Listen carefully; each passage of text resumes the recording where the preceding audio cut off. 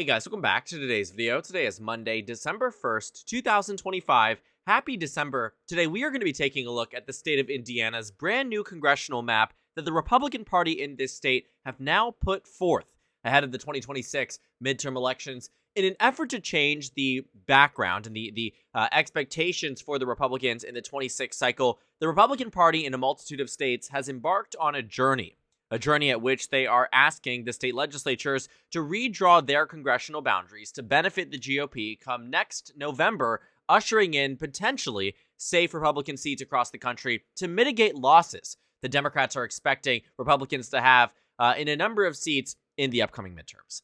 Now, the Indiana state legislature has been a point of scrutiny for Donald Trump and the Republicans on the national level for quite some time, as the Indiana State Senate seems to have enough holdout votes on the Republican side to not pass forth a new congressional map.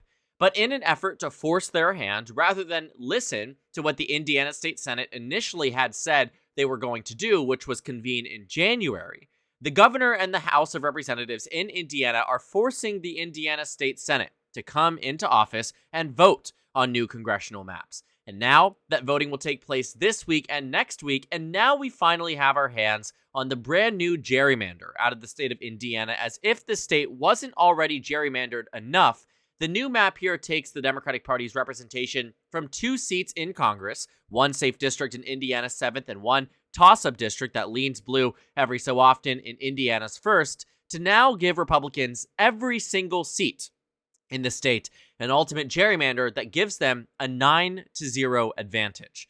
Now, this is probably the most egregious gerrymander we have seen in any red state, or blue state for that matter, across the country going into the next midterm cycle. It is the most, obnoxious and egregious of examples of overreach by a state legislative boundary, where they are drawing congressional districts to ensure that a political party that doesn't necessarily come close to victory in Indiana, but certainly deserves some level of representation, winning roughly 40% of the vote in consecutive presidential elections, is now going to find itself with absolutely 0 representatives in this state itself.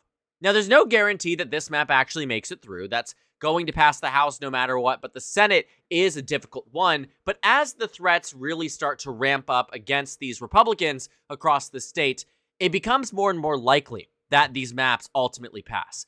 Looking at it from a very human level, I feel for all of the Indiana state senators that are facing scrutiny and personal attacks and threats to themselves and their families over a vote on a congressional map.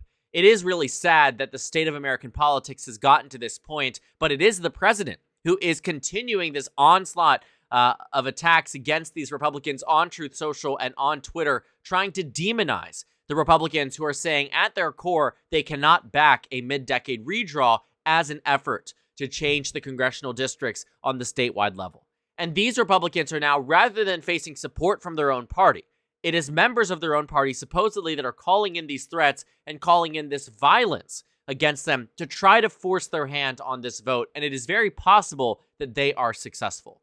And I understand, looking at it from the Democratic perspective, seeing it from the way that many of you guys, I'm sure, if you align on the Democratic Party side, feel about this, that, these maps are ones that must be blocked by any means necessary. I mean, looking at it, it is the most egregious gerrymander I think this nation has seen in the past few years, going further than I think any other Democratic or Republican state. It is very rare you will find a state of this size to have exactly 0 Democrats represent them in Washington, D.C., and yet Indiana seems to be the one that is willing to go to the end of all of it because of this scrutiny that the president has put on them. I mean, it isn't just the Republicans that are holding out on the vote. The scrutiny is extended to the Republicans that are willing to change the map, but only as so far to draw out Frank Mervyn. The initial idea of the new map here was to take Indiana's 1st and make that a safe red district, but keep Democrats compact in Indiana's 7th.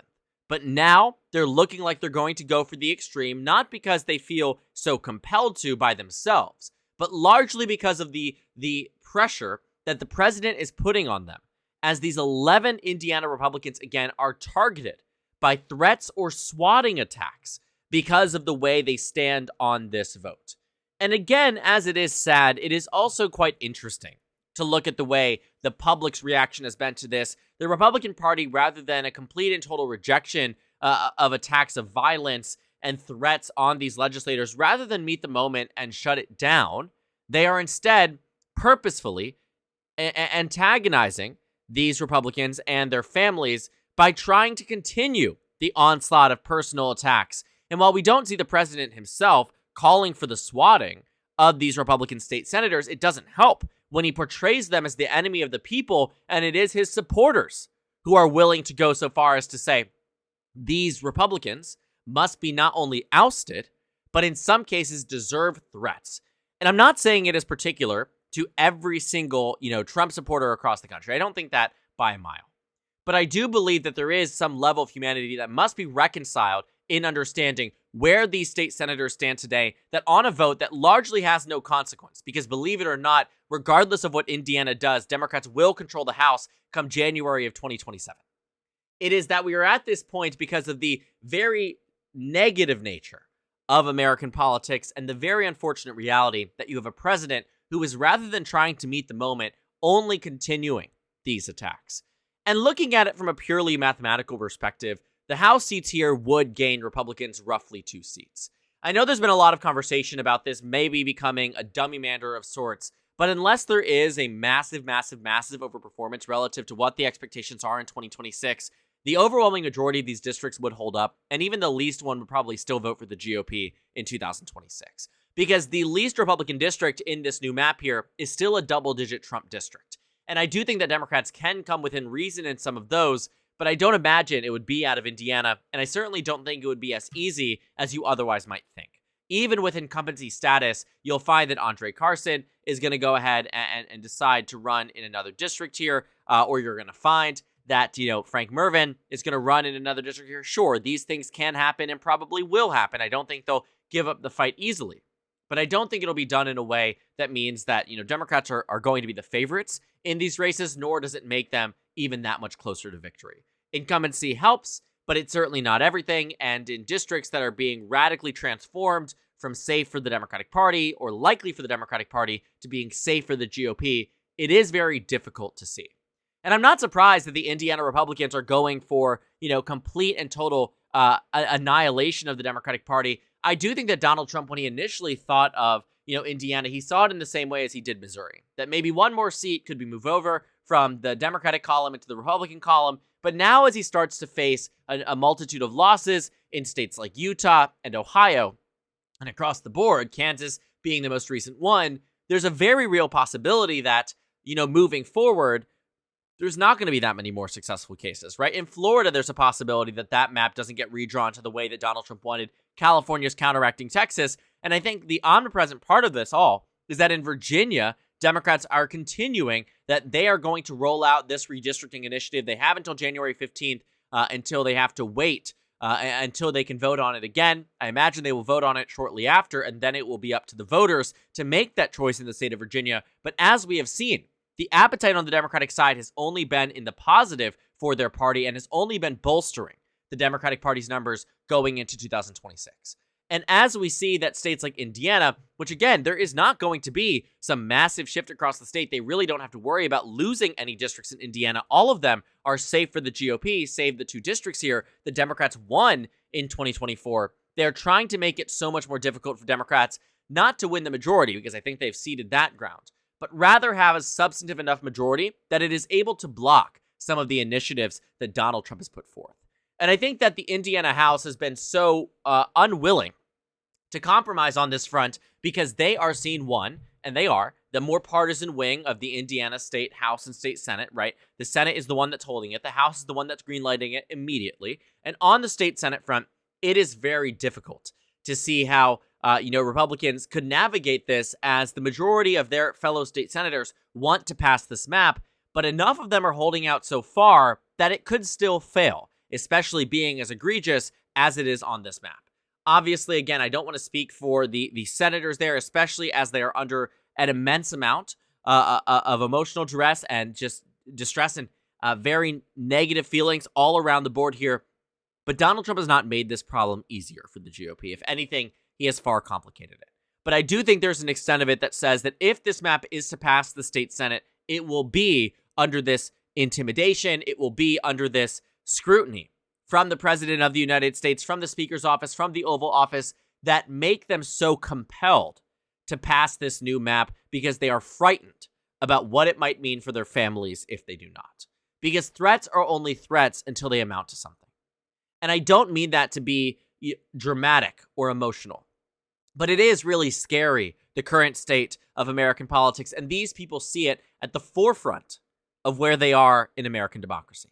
Because they are the governing party in Indiana that has the ability to stop one of the most egregious and blatant attempts at gerrymandering we have seen in this nation, in a reduction of a state that gives Republicans just 59% of the vote and Democrats 41%, and yet Democrats will be at 0 seats in Congress, across the Senate, and across the House.